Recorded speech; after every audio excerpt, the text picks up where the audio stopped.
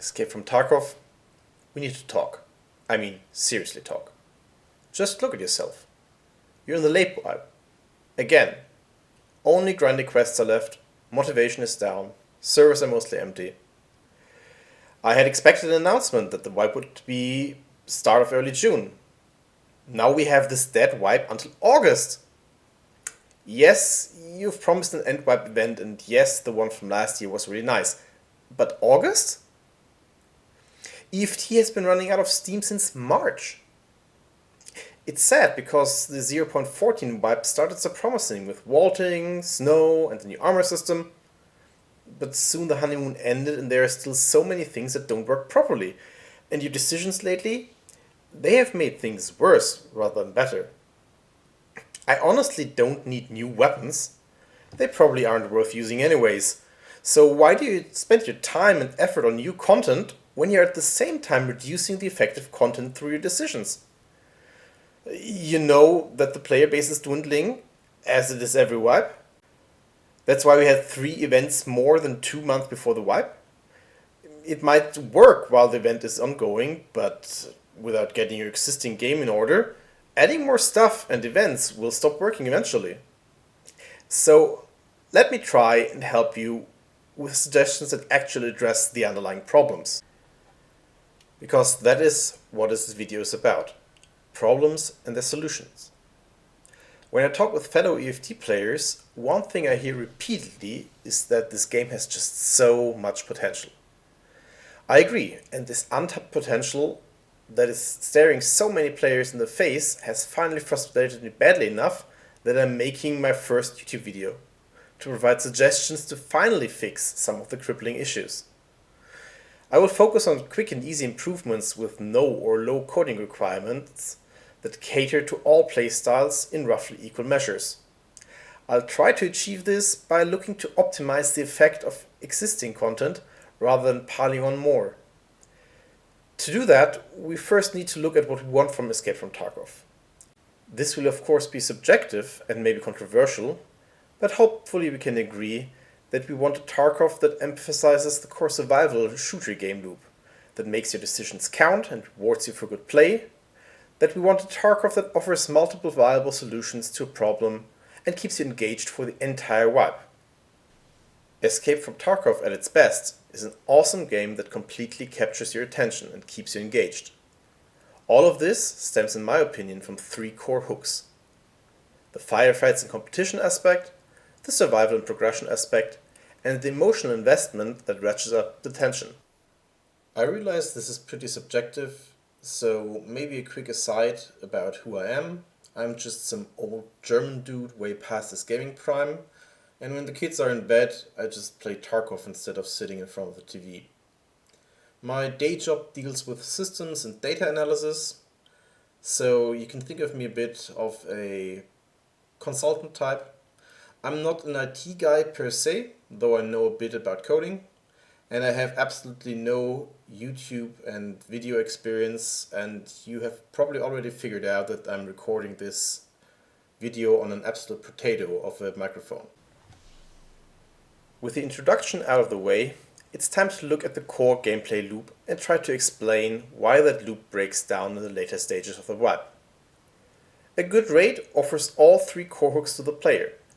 We make progress with our character through gaining levels, completing quests and acquiring gear, and the raid challenges us with constant danger and provides tension and excitement. The foundation for this feeling of excitement and constant danger is created in the hideout when we equip our character with gear we have previously acquired. The gear is the ante that we risk, our emotional skin in the game, since our PMC will just respawn. Like in gambling, this risk of gear we value creates emotional investment, and every valuable item we find during the raid just adds to that investment and heightens tension. Combat by itself can be exhilarating as well, especially if we manage to survive by a narrow margin, and upon successful extraction we are rewarded with bonus experience, potential quest fulfillment, and of course a lot of loot. Even if we fail and die, our PMC still gains experience and improves his skills, so there's player progression even then. In the later stages of the wipe, two of those three hooks falter. Once we reach level 42, and with it the maximum trader level, character progression slows down drastically as the vast majority of gear has been unlocked. We no longer struggle for resources, and so the regular gear we load into raid with has gone down in relative value, and with that loss of value has come a loss of investment and excitement. In theory, firefights should now be at their most intense, but they fail to carry the motivation on their own.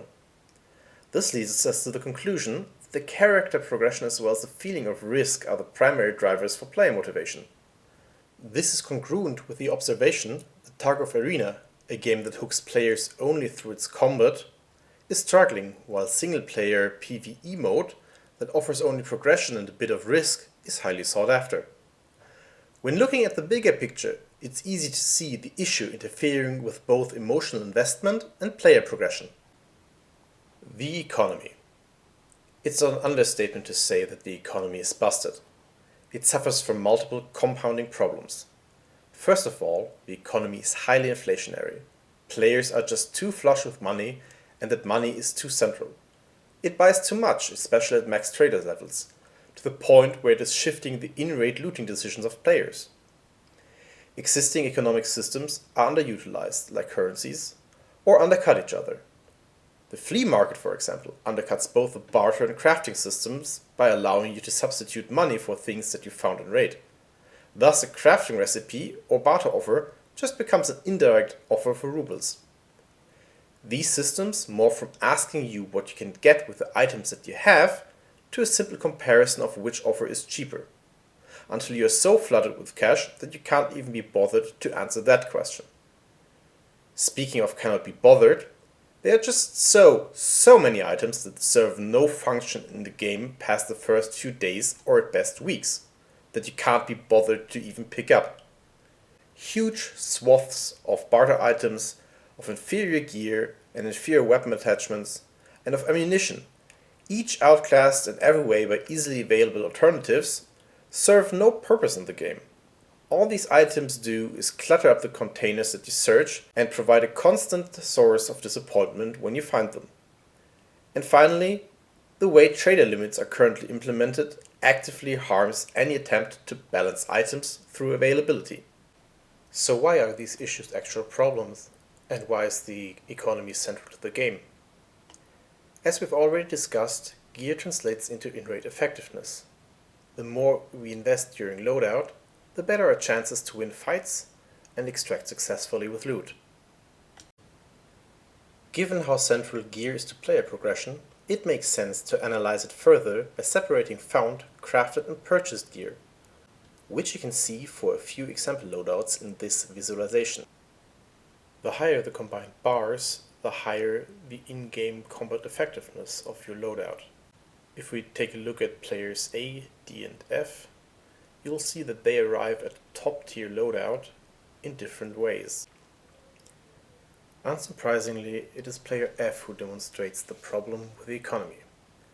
The ability to purchase gear with high combat effectiveness in an environment where money is abundant has multiple detrimental effects. For one, it affects our perception of risk. If we just risk money that is abundant anyhow, we don't risk anything we truly value, and therefore there is little to no tension. It also affects in-game decision making. Why bother risking anything for items that we can easily acquire for cash? Instead, the smart play is to loot items that we sell to vendors for as little risk as possible while doing our quests.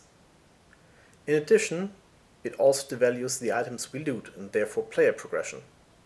Think about the excitement you feel when you find rare gear at the start of the wipe, let's say thermal optics.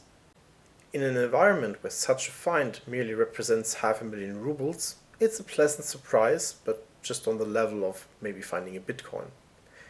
It's just money and you can farm money risk-free with your player scav anyhow.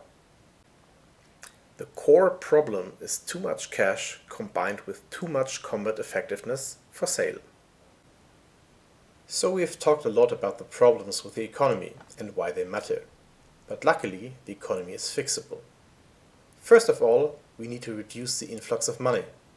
Tarkov needs fewer risk-free sources and more sinks for cash. One of the biggest culprits here is the scav mode that needs to provide less income over time. The cooldown in general needs to be significantly longer, with no reduction through the intel center or fence trap. Instead, having a low stash value compared to the average stash value of active players would reduce the cooldown, so that the scav mode returns to the role of safety net once more. For the scav mains out there, you can throw in a feature where the cooldown is reduced to 0 if you don't transfer or sell any items you found. It is fine to have rare item spawns in scavs, but it is important to restrict the map choice. I would suggest that you could pick 1 out of 3 random maps, just so that you can't just run factory on cooldown each time to earn 200,000 rubles with just 20 seconds of playtime. Next, we have to restructure the vendor prices. The majority of items should have a very low cash value, but rather have value for barter and crafting. Traders should pay more for items with tactical values, think guns, mats, grenades, equipment, as they pay less for the millionth pair of metal scissors. Furthermore, we need to adjust the flea market. In its current iteration, it is undercutting both the crafting and barter system by attaching a ruble price to what should be an alternative system to acquire gear. So for one, the flea market needs to have higher fees to drive up prices, which gives players an incentive to go out and loot the items they need, while draining money from the economy. Another suggestion would be to either remove crafting or barter items from the flea, because let's be honest, which elite PMC would be hawking sheets of plexiglass, or introduce delay before items purchased on the flea are delivered. With the influx of money at least partially reduced, let's turn our attention to the currency system. Currently, euros and dollars are just rubles, multiplied by a factor that you have to look up each day. It's a math exercise and nothing more. Meanwhile, bitcoins are just flooding the market with rubles instead of being a separate currency. It's so much wasted potential, and all we have to do to realize that potential is to remove, or at least severely restrict, the opportunity for currency exchange, and the problem is solved. Of course, we need to have set ways to acquire currency.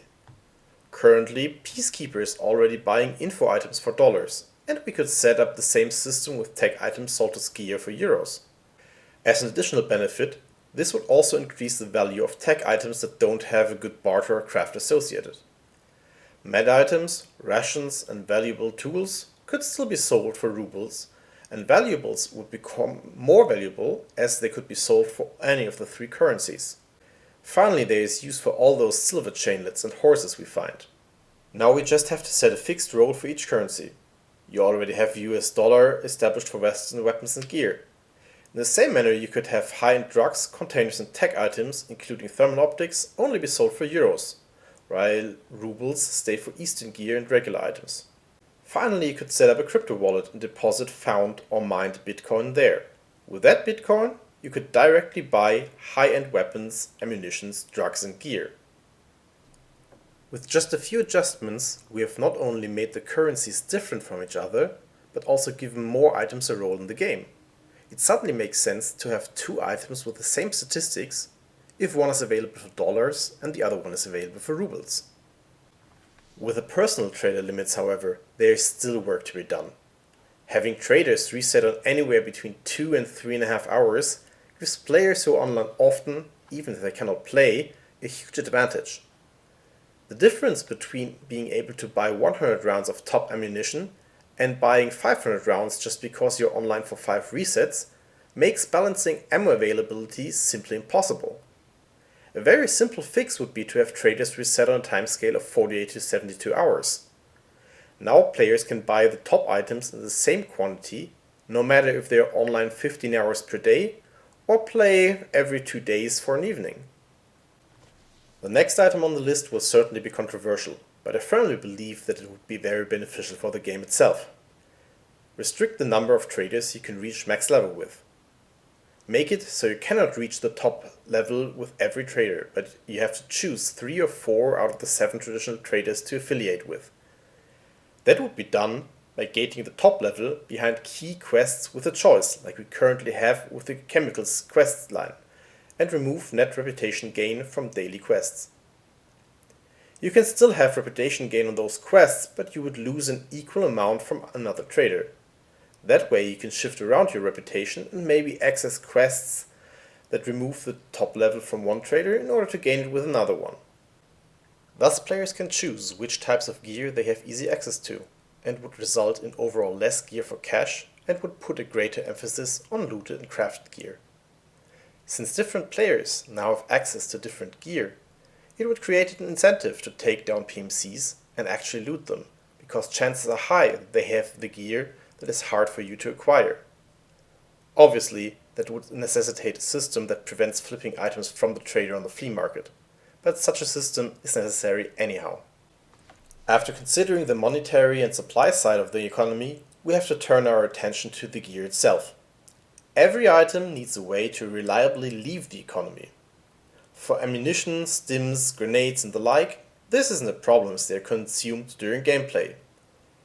Weapons and armor have durability as a built-in attrition factor, so they become less useful over time. Armor attrition is somewhat on the low end, because the current armor repair is a bit too good, especially for the high-end plates, but that can be fine-tuned easily. Weapon attrition could also benefit from an increase, especially if you drop a weapon or fall with a weapon, its durability should be lowered. It also seems strange that it doesn't matter if your gear is totally busted or only slightly damaged, it still repairs back to the same quality. Now a real problem are headphones, backpacks, rigs as well as weapon attachments. These need a mechanism to attrit and leave the economy. Top suppressors and optics are nearly always insured and rarely if ever sold to vendors, so upon death they are either taken by another player or come back in insurance. Either way, they stay in the economy and disappear only on lab rates where there is no insurance. Those items either need durability with a system to become damaged and be repaired, or they need to be banned from insurance, or both. One could also envision a system where those items have a break on death chance. This would be especially suited for optics that might break if you get shot and your stuff crashes to the ground. I realize that all those proposed changes would make an already challenging game more challenging, so let's have a look at good ways to provide additional income. You might have noticed that I'm most critical of risk-free income such as the scav mode, or looting items that are plentiful and not highly contested, but still sell for a lot of money to vendors. We can compensate for lower income from low-risk sources by providing opportunities that are associated with more risk. We can safely increase the value of dog tags since they require fighting to get at. Those dog tags could be considered valuables so that they would sell for any currency. We can also have AI scavs carry a random amount between 5,000 and 20,000 rubles randomly in pockets or the rig. To access that income, you not only have to shoot the scavs, but you also have to go there and search their pockets. Think about it. How long has it been since looting all the scavs that you kill has been a sensible proposition? It might have made sense at the start of the wipe, when all resources were valuable, but even a few weeks into the wipe, the risk of exposing yourself to properly loot an AI scav is not worth the meager gain. Ideally, BSG would also rework the search experience so that you cannot judge by the XP you get on the first examination of the body, if a scav is carrying something valuable. Another suggestion would be to improve the loot that is available in risky locations that are not locked behind keys to encourage fighting for access. This is especially true for loot that is too large for the safe container. Making loot more predictable would also help, and by that I mean that there are set locations you can go for that provide, for example, helmets, good ammunition, backpacks or armor. So if you're short on a specific type of equipment, you would be incentivized to go to those high-risk locations to get what you need. The goal with all these proposals is to connect gear acquisition with risk and challenge to once more imbue good gear with a sense of accomplishment. What do we aim for with this overhaul of the economy? We've already established that gear and the risk we take by bringing the gear into a raid are important factors for our motivation to play. Every time you equip your PMC for a raid, you as a player determine the level of resources you risk in order to give you an advantage. If you plot your investment against combat effectiveness, we should ideally arrive at a graph like this one. As you can see, the system has diminishing returns for greater investments, but there is a large range of investment that still gives you a tangible advantage in rate for investing just that little bit more. We have identified the problem with players having too many resources. It places the average player in the later stages of the wipe at a very high level, where additional investment becomes less meaningful, if not negligible. Therefore, I've proposed measures to bring the average level of resources for each player to a lower level, at which additional investment once more provides a tangible advantage. This strengthens the value of good gear, provides motivation to go on loot runs, and give meanings to finding great items. In short, we are restoring that great feeling you get when you win a fight and get great gear. Sadly, there is another issue that cannot be fixed as easily. With the armor change last patch, the difference between mediocre and top tier gear has been greatly reduced. In this wipe, armor has been much less effective, so investing in top tier armor is pretty much useless. When analyzing my deaths, I have noticed that whenever I die due to thorax damage, it is nearly always due to at least one round hitting besides the plate and penetrating the soft armor. That means that the effective level of the armor is predominantly affected by the soft armor, and not by the plate. Level 5 plates are totally sufficient and rather easily attainable, and the best soft armor level is 3. That has knock-on effects in terms of ammunition. High penetration ammunition is simply not needed. Why use scarce M61 when the readily available M80 provides the same effect in more than 95% of the engagements? In fact, 9mm PBP or even AP 6.3 has proven to be extremely effective. With submachine guns being super deadly, assault rifles and DMRs are mostly overkill. In total, that means that not only do you have to invest way less into armor, but also way less into high-tier ammunition. In addition, you don't need assault rifles or DMRs for the higher penetration power. SMGs are cheaper and need very little modding, while assault rifles have a higher base price and you need expensive modding to get a comparable handling. All these factors compound to a situation where you can have a very combat effective loadout for a very low investment, killing the incentive to acquire those high-end guns and top-tier modifications. Once this is established metagame, a lot of PMCs you kill only have budget weapons, so the engagement becomes even less worth the risk. This has accelerated the late wipe downturn in the player base on the current patch, though fixing this problem is beyond the scope of this video. Conclusion time. This video is intentionally limited to the Tarkov economy, since these changes can be implemented without coding, but rather by changing the numbers in the database the game calls when trading. There is no new content required, maybe with the exception of introducing new choice quests for max trader levels. Still, it would feel like a massive content expansion, since many more items that are already in the game suddenly become interesting and viable. The proposed system probably won't fix the late wipe downturn all by itself, but it would keep each wipe interesting for much longer, and the economy will no longer cripple core motivations for players to keep playing and having fun. Furthermore, it emphasizes player choice, since it provides players with distinctly different paths to staying alive and fighting in the harsh world of Escape from Tarkov. However, there is still a lot of ground to cover. We've done our best to rein in the Tarkov economy and curb the problems it causes. Other issues still remain to be addressed, like more meaningful character progression to further combat the late wipe lull, or measures to support deeper immersion into the world of Tarkov. Both item and system balance need another pass of 3 in order to give more items a meaningful place in the game.